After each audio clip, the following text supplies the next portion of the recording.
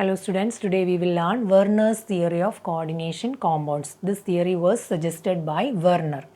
So he took different coordination complexes like cobalt 3 chloride with ammonia.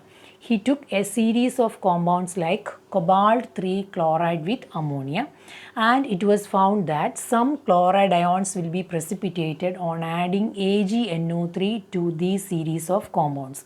So in the case of 1 mole of COCl3.6 NH3, AgNO3 gives 3 moles of AgCl. That means 3 moles of AgCl has been precipitated on adding AgNO3 to this compound. So which is yellow in color. That compound is yellow in color. Then on adding AgNO3 to COCl3.5 NH3, 2 moles of AgCl has been precipitated. That means 2 chloride ions will be precipitated on adding AgNO3. In the third case, 1 mole of AgCl has been precipitated. That means 1 chloride ion has been precipitated. In the fourth case also, 1 mole of AgCl has been precipitated. So on adding excess of AgNO3 to different compounds, different moles of AgCl has been precipitated, or we can say different number of chloride ions has been precipitated as AgCl. So on the basis of this observation, he has given the formulae, so which is given here. The first one is CONH3 6 times 3 plus 3 Cl minus. So in this case, we can say that 3 moles of AgCl has been precipitated. That means 3 chloride ions has been precipitated. So which is written like this. So in the second case, 2 moles of AgCl has been precipitated. So 2 Cl minus has been dissociated in this case. So in the third and fourth case, 1 mole of AgCl has been precipitated. That means 1 chloride ion has been precipitated as AgCl. So from this formula, it is clear that the atoms in the square bracket will not dissociate. So we can see the atoms or the species which is given in the square bracket will not dissociate into ions, that will not dissociate into simpler ions under any reaction conditions. So this will be acting as a single entity. So that single entity is given in the square bracket. So the atoms in the square bracket will not dissociate. Then Werner proposed the term secondary valence for the number of groups directly bound to the metal atom. Secondary valence in each case it is 6. So we can see that 6 number of groups or ions are attached to the metal. So here cobalt is the metal, and the number of groups attached is 6 in all these cases. In this case it is 6 NH3.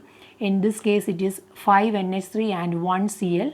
Here it is 4 NH3 and 2 Cl. Here it is 4 NH3 and 2 Cl.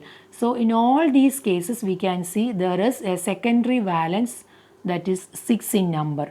So actually he proposed the term secondary valence for a metal. He proposed 2 types of valence are there for a metal. One is primary valence and the other one is secondary valence. And he proposed the term secondary valence for the number of groups attached. So actually the number of groups directly attached to this metal is 6. That means the secondary valence is 6 in all these cases. And in these cases we can see there are 2 types of ions, and they are 4 in number in the first case. In the first case we can see 1 positive ion and 3 negative ions, that is 4 ions are there. So in this case it is 1 positive ion and 2 negative ions, there are 3 ions. So in the other cases also we can see the number of ions as 2. So the conductivity of this solution depends on the number of ions present in each case. So we can say that the first compound itself gives more conductivity. So the number of ions is actually related to the conductivity of the solution. So the conductivity will be more in the first case since it is giving 4 ions. So the conductivity will be decreasing. So the first compound is having more conductivity. That is another point. And the one more point is that the third and fourth case, the empirical formula is the same.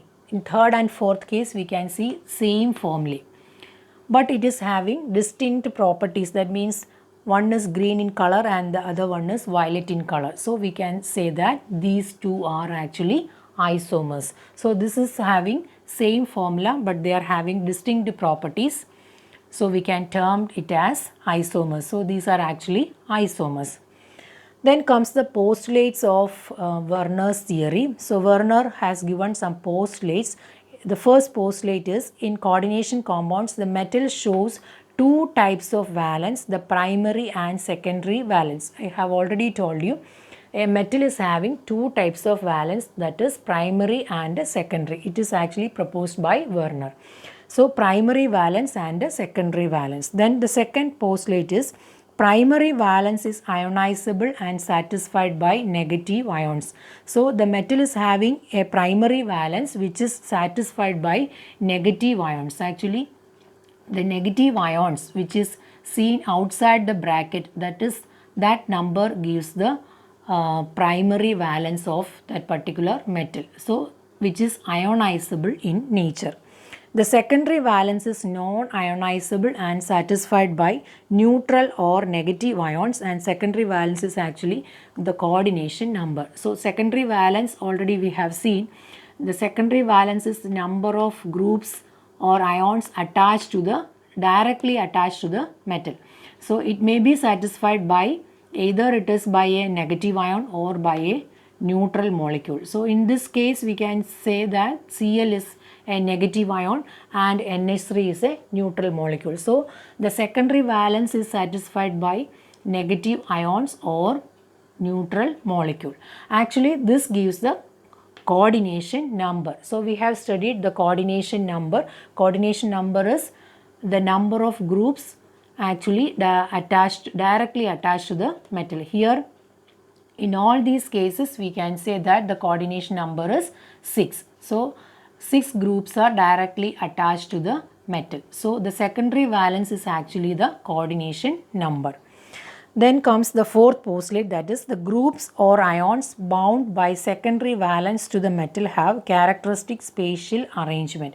So the groups attached to the central metal or the metal, the groups attached to the metal will be giving the shape or the spatial arrangement, a definite spatial arrangement to the compound. So the coordination number itself or the coordination number will give the spatial arrangement, definite spatial arrangement or geometry for the compound. That is said by the fourth postulate, that is, the groups or ions bound by the secondary valence to the metal have characteristic spatial arrangement. So in this case it is 6.